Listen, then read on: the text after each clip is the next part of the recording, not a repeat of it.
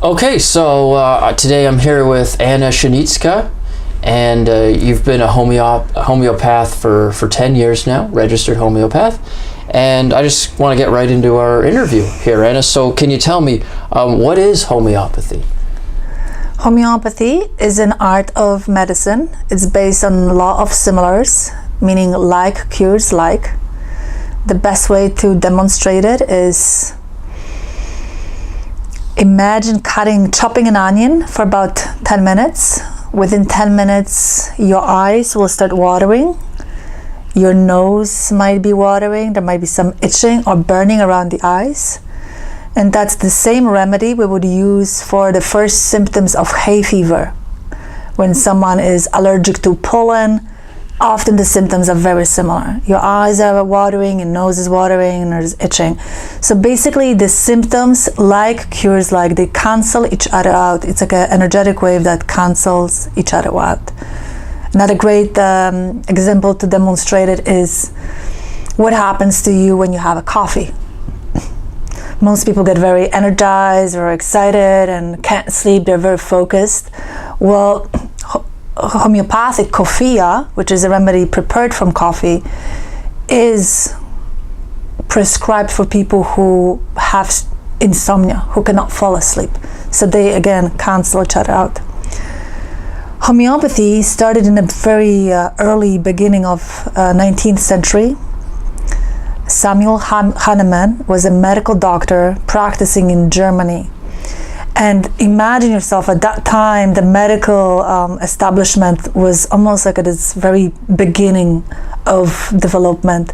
They were still taking the blood out of people and bleeding them out and believing that there's different chloras and whatnot that they have to take out from the blood. There was very little hygiene in the institution. And Hahnemann didn't really have good results as a doctor. He was very ambitious. He was a chemist. He knew few languages. He was a translator, and obviously a medical doctor. And he just couldn't practice this medicine. So he decided to take a few years off from from being a doctor. And he just went into translations. He was very interested in translating materia medicals. And in 1790, that's the very beginning of homeopathy, in 1790, he was translating William Cullen Materia Medica. And he came across a remedy called chincona, which is Peruvian bark. And the doctor, William, found it very effective working on cases of malaria. And when Hahnemann translated the piece into German, he was very curious about how did it really work? What is the element that is working in Peruvian bark? Well, William Cullen said it is because the medicine is astringent and bitter. And Hahnemann, being a homeopath, a medical doctor and also a chemist, he said, well, if that's the case, I will create a medicine that is even more bitter. So maybe it will work faster. He was trying to figure it out, what is the effect, what is really creating the healing. And they tried it on patients, and the patients were not getting better. So then again, Hahnemann was questioning what is really about the Peruvian bark. He couldn't get the answer, so he decided to brave up and start taking Peruvian bark himself. Within a couple of hours, he developed symptoms of intermittent fever, meaning every so often you get a fever, chills, perspirations. And he said, wow, isn't that interesting that this remedy, this has the same effect as malaria. That's why malaria, it's also like chills and fever, perspiration. And he said, well, what if it's the similarity is what really works? It's not the bitterness. And he restarted his medical practice and started doing proving on different remedies and minerals, and creating his own materia medica. And that was the very beginning of homeopathy. Wow. Okay, that's fascinating. How did you get into this, and how did you get started in homeopathy? So it's interesting. I had my own healing journey. In my early 20s, I was studying sports medicine. I was very fit, athletic, really healthy. However, I had this persistent acne on my face. It was called acne conglobata. It was one of those cystic acne that was also scarring, leaving deep red scars on my face and my shoulders and my jaw. And I couldn't figure out how to get it cured, how to get rid of it. And I tried pretty much everything. And someone suggested finally, why don't you try homeopathy? I couldn't even pronounce the word. I'm like, what? What is homeopathy? But I was willing to try anything at that time. I booked an appointment. And interestingly enough, within a month, my acne stopped producing. Within 2-3 months, my scars started disappearing. And now, you look at my face and there's no scars left.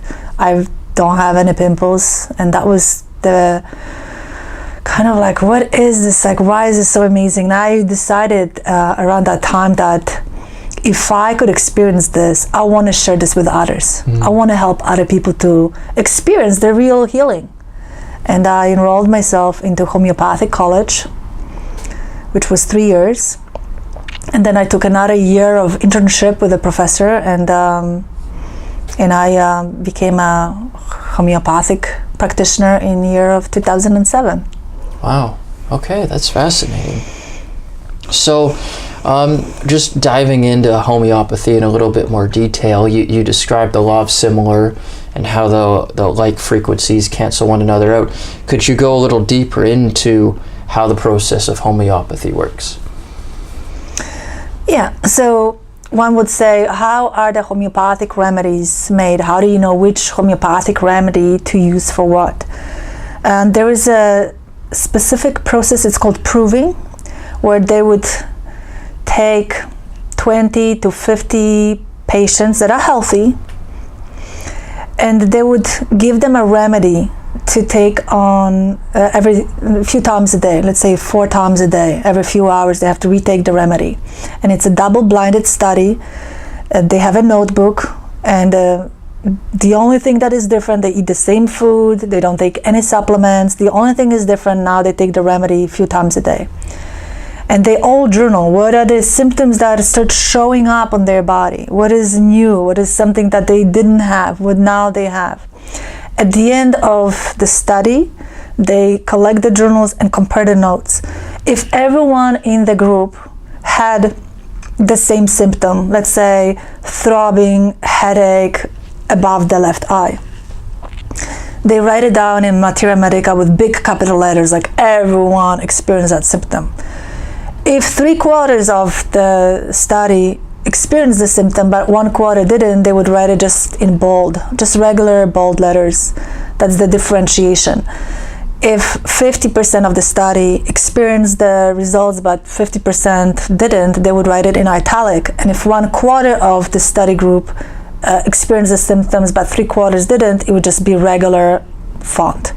And these are the differentiations, and they would see, what is the pattern of the remedy. So every remedy has a pattern. Homeopathic remedies work on mind, body, and spirit, because often when you start working with homeopathy, you start really wanting to reconnect with your spirit and live your passion, your true calling. It's kind of like you get out of your own way, right? So homeopathic remedies, when you take the proving, a lot of our symptoms are for mind. So anxiety, different fears, different phobias, different way of maybe thinking about yourself, like confidence level or esteem, or feeling sorry for yourself, or being in this victimhood. So if that pattern is repeating itself, that would be written down in the materia medica. Same goes for general symptoms. So general symptoms are certain types of weather may affect you. Some people are very sensitive to wind, right? And their eyes are tearing, they feel very anxious and panicky. And other people may be very sensitive to the sun, like when they stand in a direct sun, all of a sudden they get a headache, they cannot bear the sun, they have to be in a shade somewhere, right? So general symptoms are something, whether your body in general, my body temperature is normal or chilly. I'm not a hot person where I'm sweaty, I want to take everything off, right? In general, I like to sleep on my back and my left side, right? Some people love to sleep on their belly. Some people kick off the covers, that's their general. In general, I'm thirsty or I'm not thirsty. Other people might be not thirsty or very thirsty, right? So there are general symptoms. And there are also very specific symptoms. I have a pain that is throbbing in my left temple, right? Or I have eczema patch on my right thumb, so they're very specific. So that goes for the remedies. If that's so, based on the materia medica, what we have, you would, during the consultation, you would look. Basically, you take an interview with someone and you just go from head to toe. How's your head and the symptoms in your head? How are your eyes, ears, and itching, and anything around your mouth, around your teeth, your neck area, your chest area? How is your digestion? Are you sensitive to anything? Are you allergic? How is your sleep? How is your elimination? Any cravings, any strong cravings, any unusual sensations? So some people may feel like, I have a sensation of ants crawling under my skin. And I look, there is nothing, but I have a sensation someone is pouring cold ice, chilly cold water on my back, right? And there are reported cases that happens. So after the interview, I would collect enough symptoms, basically head to toe and anything. So homeopath is an observant. There is no judgment. It's not subjective. It's very objective. So I would observe the symptoms and say, okay, this is a little bit abnormal. If I see, on average, everyone is a normal temperature and you need to take off your socks and you start undressing during the meeting, I would say, okay, that's something a little bit different, right? So I would look for the symptoms that are very different, and these are the symptoms that would guide me into materia medica. Now I'm looking at the symptoms that are similar, like any remedies that are similar. So they're not identical symptoms. They don't have to be identical. They have to be similar. So about 80 to 60%, if 60 to 70% to 80% are similar, I feel confident that I'm going to give you this remedy and it's going to have some kind of impact. There is a different branch also of homeopathy. It's called isopathy, which is also very interesting. Isopathy is curing the same with the same. So it's not like with, let's say I said onion for hay fever, they're not identical, right? They're similar symptoms, but they're not identical. Isopathy is, let's say you have a severe acne and you would take the discharge from your pimple, and from the discharge you would make a remedy. You would dilute it and then you would take it back into the system. So you basically take the same, or you would make a remedy out of your own urine or blood or whatnot. Wow, that's pretty interesting. And how much do you use that in your practice, the isopathy? I don't use isopathy that much, just because I have amazing effects with homeopathy, but I know that if I have a very difficult case, I can send the sample to the lab and they can develop a remedy for me based on that sample. So I know that option is available. But yeah, so that's for homeopathy. Okay, that's fascinating. So one thing that we've been discussing, which I want to touch on here, is not the integration, because you've described that's not really possible, but how is it used in conventional medicine? So in conventional medicine, there are two remedies that come into my mind. One is Ritalin and the other one is nitroglyceride. Both of them are used in homeopathy. Ritalin, actually, if someone is calm and start taking Ritalin, they become extremely ADHD. They're very unfocused. And Ritalin is specifically prescribed for people who suffer from ADHD. So there is that similarity. But yeah, it's not really used that much other than that. Homeopathic medicine we look at the body as a whole system, right? So mind, body, spirit, and we look at all of it happening at the same time. So your head symptom might be just as relevant as your knee symptom. In conventional medicine, we've divided the body into segments. Every organ has its own doctor. You have cardiologists, nephrologists, hepatologists, dermatologists, and whatnot, right? Every single. So if you have, let's say, issue with your lungs and your arthritis, you need to go to 2 different doctors. Or if you have headaches and bladder infection and skin disorder, you just go to a variety of doctors, and then they give you different medications, and there's no studies done how those medications interact. Where in homeopathy, we looked at the similarity of one remedy, right? And you would say, a lot of people say, well, that's kind of weird, how one remedy can cure so many different symptoms. Well, it can. Look at vitamins, right? In vitamins, in our life, we use vitamins. And we know that one vitamin is not, when you're deficient of one vitamin, doesn't mean that you only have one symptom. Let's say if someone is deficient of iron, right? That's pre-anemic, right? So obviously their energy is lower, but also they're colder. They're more chilly. Their nails will start splitting. Their hair will start splitting, and so on and so forth. So lack of iron is an array of symptoms. It's not just like, oh, if you're low in iron, it's only this. It's the same thing for homeopathy. One remedy is not just one symptom. One remedy is variety of symptoms, right? Where conventional drugs are more like just for one thing, like just one thing at a time kind of thing. Does that make sense? Yeah, totally. Yeah, no, it makes sense. More holistic approach, as you said. And also, Matt, our mind is huge when it comes to creating symptoms. So just let's say, imagine you are nervous about exam you have at school, and you're nervous. Your thought of maybe failing or being put on spot or not doing well may create you pain in your stomach, loss of appetite, diarrhea, trembling, perspiration, and the list goes on and on and on. And this is just a thought of not doing that exam well, or being in a public speaking. You have a compilation of symptoms, right? Yeah. So our mind is huge. So we, in homeopathic medicine, we always, when we take an intake of physical symptoms, we say, well, what's happening in your life? Are you going through any difficulties? Are you going through divorce? Are you changing job? Are you not happy with the job? Are you so your mind is really a big part of the healing, where in conventional medicine we understand stress causes a disease. So it's like stress is a very general term, stress.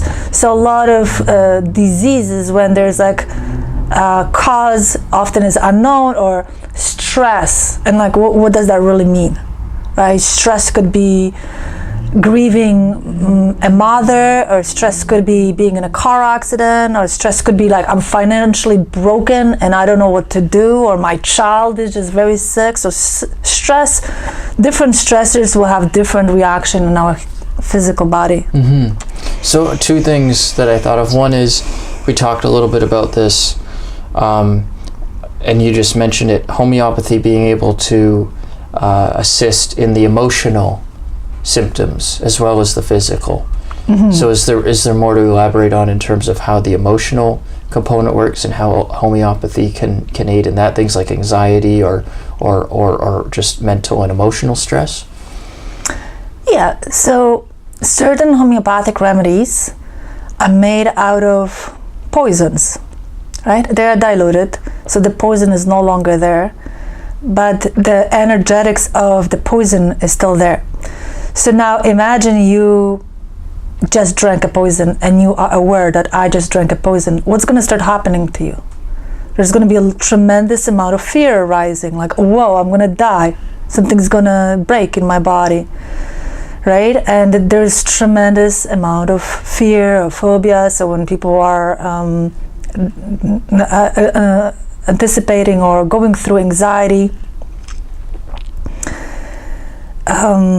they may have a lot of negative thoughts of, you know, something bad's gonna happen, or, you know, some kind of a collapse, or I'm gonna die, or my little pimple I have on my leg is gonna turn into cancer, you know, all kinds of negative thoughts. So we found that with certain homeopathic remedies, and I'm not saying these are just poisons, but even minerals and whatnot, they have tremendous efficacy on anxiety, phobias, panic attacks, right?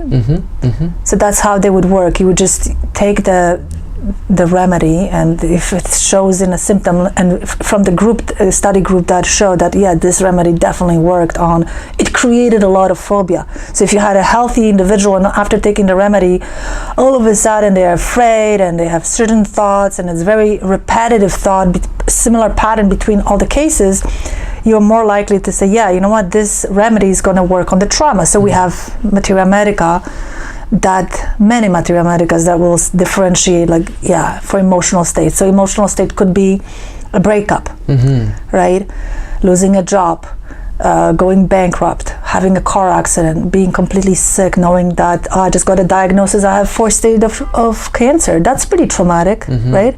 So there are homeopathic remedies that will just bring more peace, or just the panic is gone.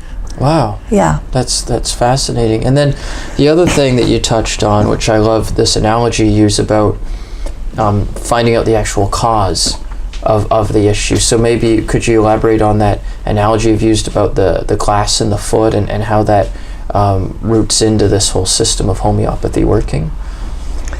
So in healing, it's really important to recognize the cause, because once you remove the cause, the symptoms will disappear.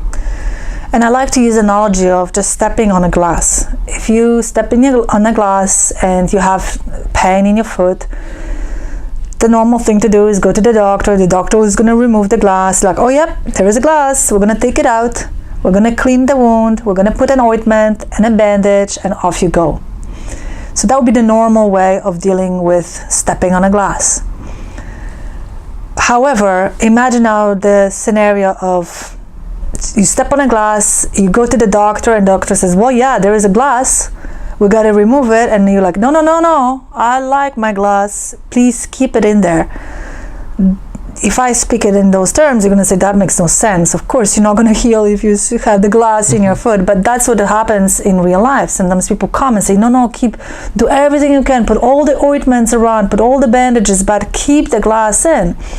And the glass in sometimes is unsatisfaction at the job. Maybe people already work somewhere for 20 years and they're just 2 years from retirement, and they know they just have to put up with this, you know, and they hate every minute of being at that work.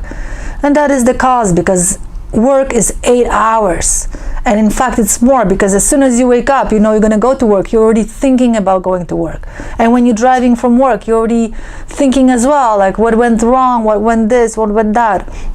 So the work takes 10 hours of our waking day, which is almost like 80-90% of our day is, you know, work.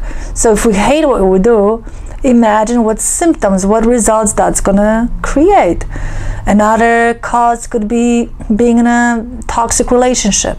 Sometimes people just say, well, we're married, we have children, we might as well, you know, keep the family happy, but they just don't get along, they're not happy with each other. The relationship has reached the point that it should be over.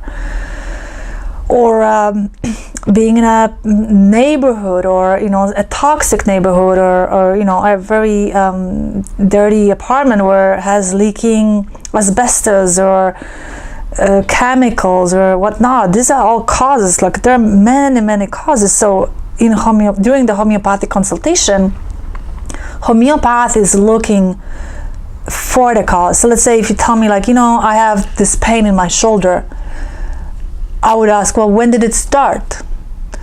Was it sudden? Was it gradual? Did anything happen around that time? Did you have any injury? Did you go through anything? Like, oh yeah, you know, I went through this, or I went that, or, you know what I mean? Like, we'll look for what happened around that time, because that is the cause, you know, like, it's easier to. So in homeopathy, we spent quite a bit of time to also educating our clients. Like, the cause has to be eradicated. So the symptoms will get better, but the cause is something that needs to be addressed. Otherwise, the symptoms will be reappearing. If I keep that glass in the foot and I keep walking, I'm gonna feel the pain. Every so often when the medication stop working, I'm gonna feel the pain, right? Yeah, yeah. Where in regular conventional medicine, again, I'm bringing it up, my doctor never asked for the cause, what's causing me this, how we can address it, how we can move things. It's just, even if I ask for basic supplement recommendations, I don't get any, because, you know, I can be directed to dietitian for that. The doctor doesn't have to have those answers for me, right? Yeah, okay, wow. Yeah, I think that's fascinating, and getting to the root cause makes a lot of sense. So let's see here. In terms of the actual remedies that you use in homeopathy, what are they made from? So homeopathic remedies are made from plants. It started with Peruvian bark, which is a plant. They can be made out of minerals like sulfur, phosphorus, different salts. Also insects, like crushed insects. It could be made. They could be made out of venoms and different diseases as well. Like I've mentioned, from the discharges of different diseases like syphilis and tuberculinum and tuberculosis and whatnot. And also we have remedies made out of vaccinations. So we have nosodes, homeopathic nosodes, and we also have the remedies made out of vaccination. So vaccination is the entire injection that would go into your body with the heavy metals in it. Yeah. Oh wow, that's fascinating. So like, would the heavy metal be in the the remedy itself? Like, how would that work? So when the homeopathic remedies are done, there's a whole process to it. If it's a plant, so there will be a first step of creating homeopathic remedies, the tincture. So you take 50% of alcohol to 50% of plant, and you keep it in a jar for over 2 weeks. And then you let the extract, the medicine, to enter the alcohol, and that is the very first homeopathic solution you can take. Herbalists use tinctures. They're also called extracts. You can buy them online. And then how homeopathy differs from the rest of the medicine is now you can have dilutions. So you would take 9 drops of distilled water to 1 drop of madder tincture, right? So together you have 10 drops, and you shake that, and you have 1x. Okay. So the substance is still there, and then you just continue the process. You keep diluting it, and then eventually you will reach the point where homeopathic remedies are, the substance is no longer there. So it's Avogadro's number. I believe it's 6 times 10 to minus 24. Okay. So once you've reached that number, the substance is no longer there. However, the energetic code is still remaining in the remedy, right? So with minerals, there would be trituration. With the sugar, you would break the mineral into fine powder. Again, you would put alcohol, same process. And so that's how they prepared. You can make your own remedies. I know there is modern homeopathy right now where they use biofeedback machines, and they can even create their own remedies. They will just take a little bit of saliva or your urine and have a very specific. However, that's a little bit different. I'm a classical homeopath, so it's like going the old ways, just using the remedies instead of playing with all this technology that's now not really accepted here in Canada, but I'm sure, it just as effective. It's just not something that classical homeopaths use. Okay, that's fascinating. So the more you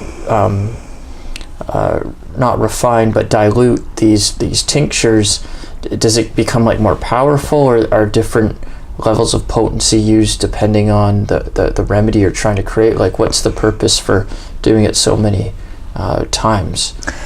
There is no formula for that. That's why it's called art of medicine. Every remedy will have different efficacy. What that means is some remedies work really well in lower dilutions. Let's say clover, red clover. We mostly use it in tincture level. So that's for colds and fighting the flus. Other remedies, like say arsenicum, which is made out of the heavy metal, poison, it's used in higher dilution. So the poison is no longer there. You're not gonna die when you take arsenicum. However, arsenicum causes a lot of anxiety, and arsenicum remedy is very anxious, very panicky, has a lot of skin issues, especially eczema. That is, it's like itchy skin that is very flaky with white flakes, lots of itching and burning. So arsenicum causes those effects as a poison, but it also helps heal it as well. Interesting. Yeah. So if someone was experiencing the effects of having arsenic in their system, they could have arsenicum, the homeopathic remedy, and it would help to alleviate the symptoms? It could, if the symptoms are similar. So for example, for certain vaccinations, when children have complications, we have remedies that we can give to remove the heavy metals, like tuya or silica are the well-known remedies to pull out the heavy metals from the body. With aluminum right now, aluminum is being sprayed in our clouds, in our skies, and it sinks into the ground. And a lot of people have aluminum effects, fogginess, low energy, just basically intoxication. And homeopathic alumina works amazingly well on clearing those symptoms, of clearing the brain fog and whatnot. Okay. So you could take, so for example, another thing I can think of is poison ivy. Poison ivy, if you touch poison ivy plant, it will cause tremendous rash, which is very gooey and leaky, right? And it's very itchy. So when you have poison ivy rash, you could take poison ivy remedy, or you could also take other remedies that have similar symptoms to this skin disorder, right? Like sulfur. Right? So you don't have to take the same. Let's say if I have poison ivy, I have to take poison ivy. If I have arsenicum intoxication, I have to take arsenicum, right? It doesn't have to be. It's all based on the symptoms. Yeah, the symptoms have to be similar. Okay, that makes a lot of sense. So these remedies, do they work on animals? Yeah, they work on animals, they work on infants, and they work even on plants. There are many studies, scientific studies done on chicken coops where, let's say, there is a virus in a chicken coop, and we know that all the chickens will have to be killed if there is a virus, and they would add homeopathic remedy into water where all chickens drink, and the chickens would heal and have the virus will never spread, right? And this is what I love, because sometimes people will say, well, homeopathy is placebo, it's so diluted, there's no substance, there's no way this remedy works. I get that. In adults, there is an element of placebo in every medicine, whether you do acupuncture, whether you do conventional medicine, whether you do massage. Placebo is a phenomena that exists across all modalities, not just for homeopathy. But how would you justify a placebo effect in an infant that is absolutely not understanding what it's taking, right? Or in an animal, or even a plant, right? You're not able to, they're not thinking, they're not believing anything. And that's what I love about, I listen to Bruce Lipton quite a bit, and he states that we have, as much as we have placebo, which is about 30% of all cured cases in medicine across the board, whether it's acupuncture, again, naturopathic, homeopathic, doesn't matter. 30% of placebo, of cure, is actually the placebo, believing that this is going to help you. There is also another aspect to believing in something is called nocebo. So having a negative response, believing that, well, if I take this, I'm gonna get a rash. So sometimes people, when take a medication, they start reading all the side effects, and all of a sudden they have all the side effects, right? 30% of the cases that didn't get better is nocebo, and 40% is actually the real effect of the medicine. Wow. Right? Yeah. Wow, fascinating. Yeah, well, that's one. So animals and plants. And why would you use it on a plant? If you want to make it grow, if the plant is sick, sometimes you can see the plant is not well. You can actually use certain remedies. Oh, wow. I've met gardeners that, when they found out I'm a homeopath, they were telling me about all their growing techniques. Because what are those minerals? It's nitrogen, phosphorus, and what's the third one? It's the combo NKP or sodium or something like that. I don't remember the third one. Okay. Sulfur. Like, it's like a typical food plant. If you go to any gardening store, you just buy this combination and you can add it as into water, and the plant starts reviving. So they do the same thing, but with the homeopathic remedies. So we have the same remedies made out of the same minerals, and they said that the effects are the same. Wow. Or better. Wow. Yeah. Okay. I haven't used that myself. I'm only quoting other gardeners that have done it. Okay, cool. Yeah. Cool, that's really interesting. So we kind of touched on this with the placebo studies, but with homeopathy, two things: is it safe, and does it have any side effects? Yeah, so homeopathy is very safe. Pregnant women can take homeopathic remedies. I was pregnant. I was taking homeopathic remedies when I needed it, especially for the acid reflux and whatnot. They are safe on little babies, on children. And what was the question? Another question? So are there any side effects? Side effects. Yeah. So there could be aggravation from homeopathic remedy, which is short-lived. So remember when I mentioned how they prove the homeopathic remedies, right? So if you're very healthy and I give you a strong dose of a homeopathic remedy and you repeat it 4 times a day for a couple of days, you start getting the symptoms of the remedy. Yes. Right? So because homeopathy is an art, and we base the potency based on your vital force, because everyone has a different vital force. Some people are very energetic and have lots of energy behind them, and some people just feel like really dead, almost like very heavy and tired, and their energy levels are low. So homeopathic remedies are also adjusted to the level of your vitality. If I misjudge and I say, you know what, you're good with this potency, but you should actually take lower potency. I gave you too high of a potency.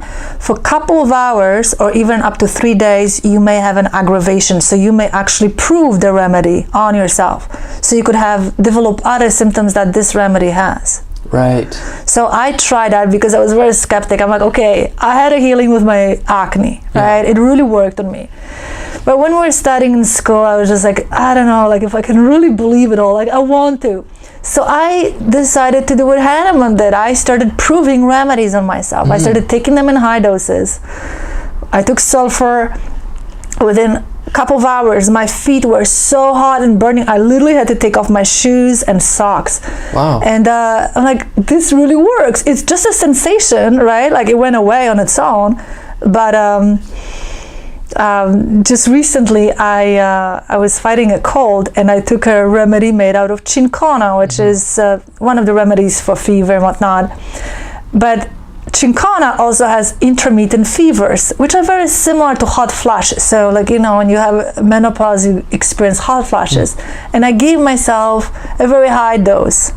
So for a period of time, I was getting hot flashes. And I'm like, what's happening? Am I going into menopause? But it's just short-lived aggravation that the remedy was a little bit too high for me. Wow. Yeah. Wow, fascinating. So the side effects would be if the dosage is too high, you could potentially get the effects of what the actual symptom is that you're trying to treat. Yeah, or make it aggravated. So let's say if you're itching, your hand is itching 4 out of 5, 4 out of 10, so very little, but yeah, I can sense it. After the remedy, if the aggravation is there, you could be 10 out of 10 for a few hours, right? So all of a sudden it's like, wow, it's really itchy. Or all of a sudden you may get a pain, you know, that like, oh, I didn't have that before. That's a new symptom, right? But it's short-lived. It passes. So is it okay to keep taking the same dosage, or would you go get a lower dosage? I would go lower, yeah. And I would basically ask the client at that time if they.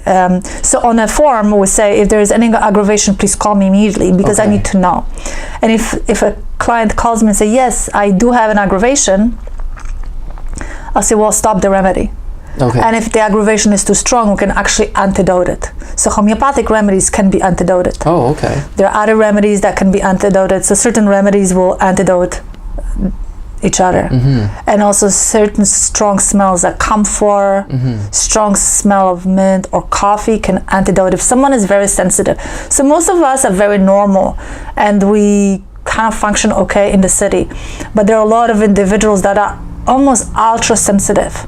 You know, the little slight noise will give them a tremendous headache. Or, you know, they can sense energies. And I know, you know, we have different level of believing in that, but some people can sense, like there was something off in this room, there was a fight. I can tell, I can sense it in my body. Some people are clairvoyant or clairaudient. So they are very already delicate and sensitive. So if you give them a high dose, they'll definitely have aggravation. So you need to just play it by ear and work on a specific dilution to offset their symptoms of whatever their complaint was. Okay, that's cool, and that's probably really helpful for people to know ahead of time, right? Because there's kind of, I don't know what to call it, experimenting, but you got to find a good balance for what the dosage is for each client. Yeah, so there are, you know, that's why there is you go to college, just like, you know, you do not self-prescribe. I believe that you can learn about certain remedies, and there are homeopathic first aid courses. So if you have a sudden diarrhea, or if you have a sudden headache, or you stepped on a sharp piece of metal, it's good to have certain homeopathic remedies to help you deal with the situation.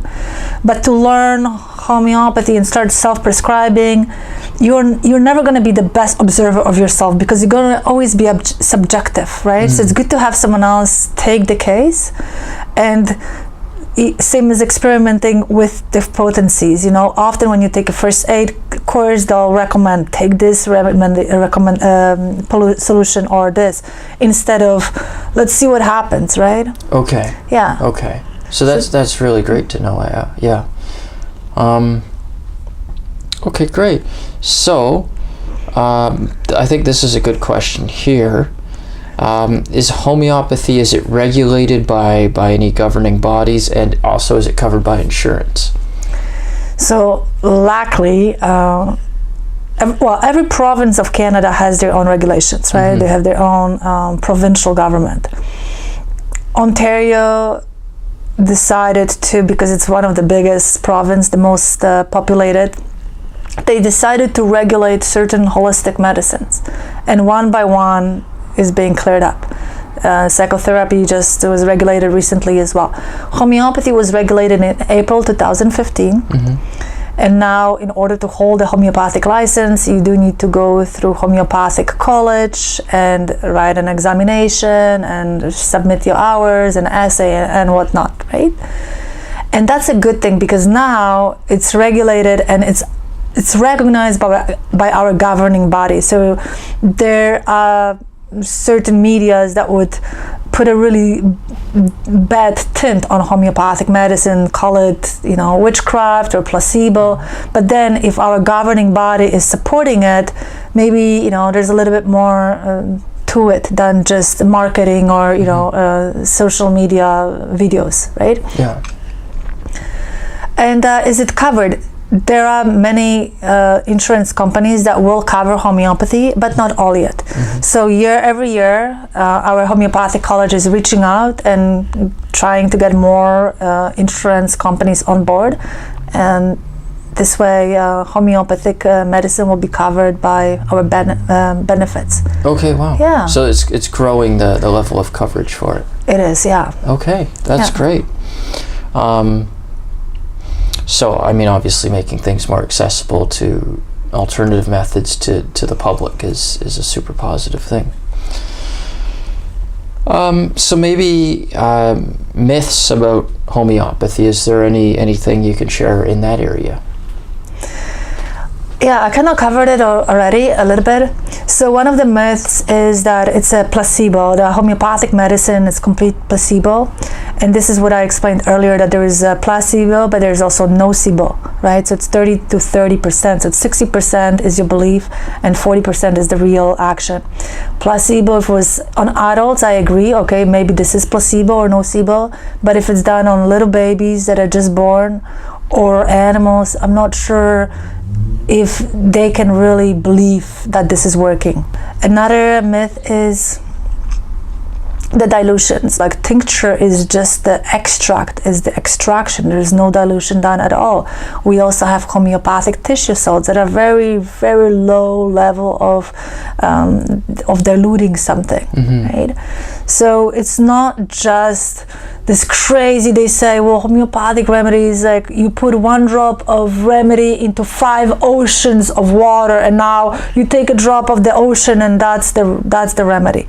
Well, it doesn't work that way, because we all know that water also holds memory. Masaru Emoto did a lot of research on water, and he would ask people to concentrate with certain emotions, sending good or bad vibes to water, and then he would take a picture of the water crystal, and they would form differently based on what the water was told to. A lot of companies these days start using water as a storing device. Water can store information. So with homeopathy, it starts with a lower dilution, but if you start with a distilled water which is cleared of any energetics, there is nothing. It's not like ocean water or tap water that there's a lot of minerals. I understand, but here is different. It's a water that is completely pure. It's distilled, and then you dilute it and keep the energy level, the energetic imprint in that water. So when you even dilute it, that energetic imprint is still there, right? Oh, fascinating. Yeah. So maybe can you talk a little bit about some of the client transformations that you've witnessed in your practice over the years? Yeah, I can. There's I've seen quite a few. There was this man that came to me. He was in his early 30s, covered completely head to toe in eczema. Eczema is very itchy, it's very uncomfortable. You cannot really shower because your skin starts cracking. You start feeling burning and cutting pain.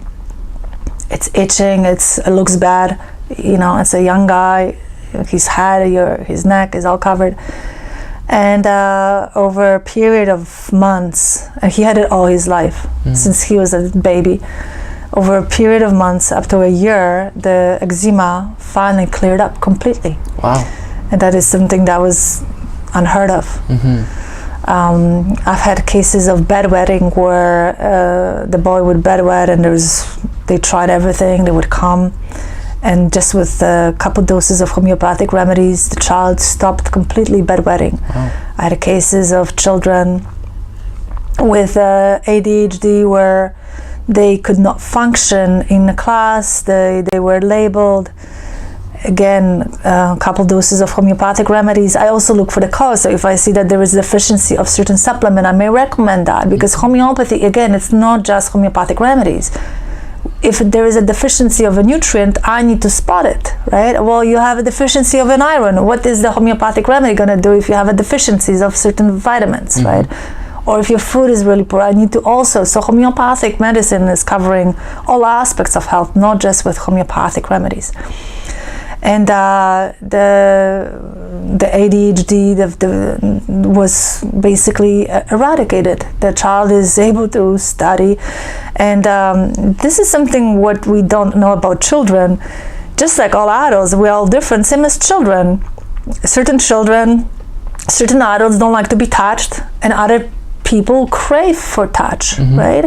We have kinesthetic children. So when a child is in a classroom and there is this abstract teaching, or a teacher just talking about things that they cannot connect, the child starts drifting away, thinking about something completely, just basically daydreaming. But as soon as the teacher would come and kindly touch the child, it's a kinesthetic child, ground the energy and just touch it, all of a sudden they are able to connect with the teacher and understand the teachings and learn from the teacher. So our our educational system is designed to treat everyone same, but everyone is different, and some people need to be touched. And more and more these days we say like, well, like, don't touch my child, like this is not right. But like, I actually wrote a letter to my teacher, to Gable's teacher, my son's teacher. Please touch my son. Please come around and put a hand on his shoulder, touch his hand to help him out.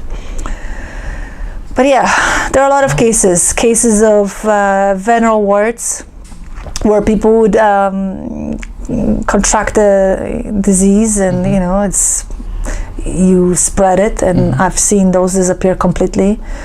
I've seen acne completely similar to mine, but even worse cases, completely, like if you see the skin within a few months is day and night. Wow. I've seen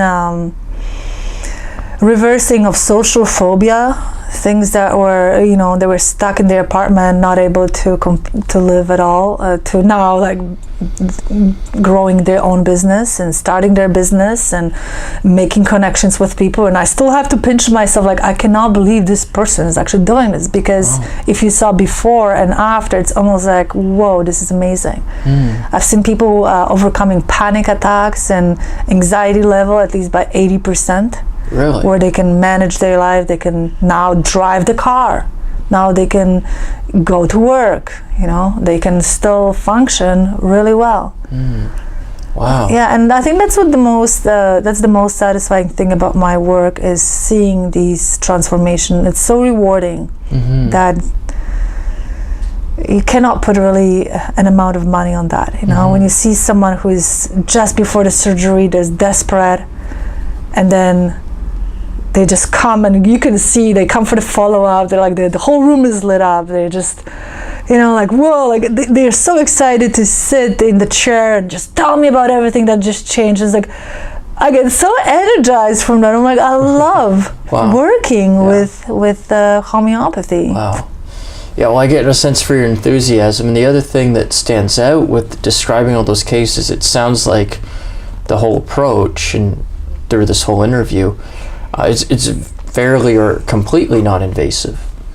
Yeah, well, if there is a physical examination that needs to happen, I would check if someone has a certain scabs in their head, or there's some, hernias or skin disorders. I would take a look. I'd still do some physical examination, but mostly, it's non-invasive. We don't need as many probing and blood tests, because deficiency will show in the physical symptoms, right? You don't necessarily have to take a blood test. I know there's a lot of prevention for certain disorders, but I always say, no one ever gets sick overnight. When someone is at 50 years old or 60 years old diagnosed with Alzheimer or cardiac diseases, well, they got sick in the last 40 years. It took them 40 years to get sick. Right? And it's like one drop of water, adding, eventually the water spills, right? It's the same thing here. So if you decide that, I do want to age well, I want to be healthy, and I want to prevent my diseases. Most of our number one disease death rates are due to lifestyle disorders, right? A lot of it is smoking, eating poor diet, lack of exercise and movement. These are things that we can actually do to prevent those diseases and decrease the death rate. Wow. Yeah. Well, that's great. Because just because you have a predisposition to something, your genes do not really have to be turned on for you to have that predisposition activated. I can have a predisposition to cancer, and I may never get that cancer. right? I may have a predisposition to Alzheimer and I may never get it. So just because we have weakness in our DNA, that doesn't mean you have to have it. If you take the precautions and take care of yourself and do what is right, you minimize your chances by 95%. Wow. You know, because you can never just really protect yourself from car accidents and things like that, but you know, you don't have to have a lung cancer. If you choose not to smoke, you're not gonna get it. Yeah. Right? Yeah. Wow. That's great work. And then maybe we'll wrap up with this final idea is, do you have any remedy tips or ideas that people watching the interview can carry into their life right now? Yeah, so there are a couple remedies that I would highly, highly recommend to have at home. One is called Arnica, and I'm sure everyone heard of Arnica. We now have Arnica gels and creams. Arnica is a great remedy for trauma, whether it's mental or physical. So it could work on someone who just is, you know, got a diagnosis of like, well, you've got this crazy stage of cancer, a 4th stage.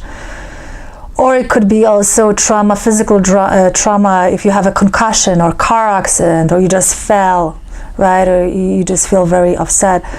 Arnica will help to speed up the healing process by literally 80 to 90%.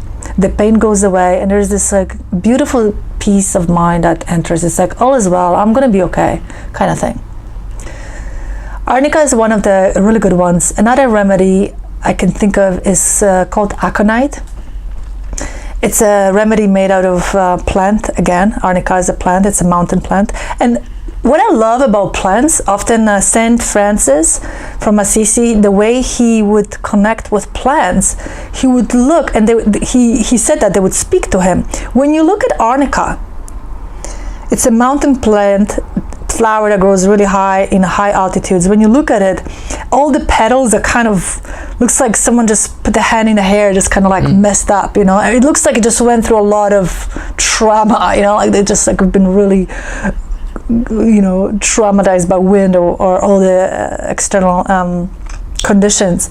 And when you look at it, it's like, yeah, that's the perfect remedy for trauma, because it looks traumatized. That plant, when you look at it, it looks like it went through a lot.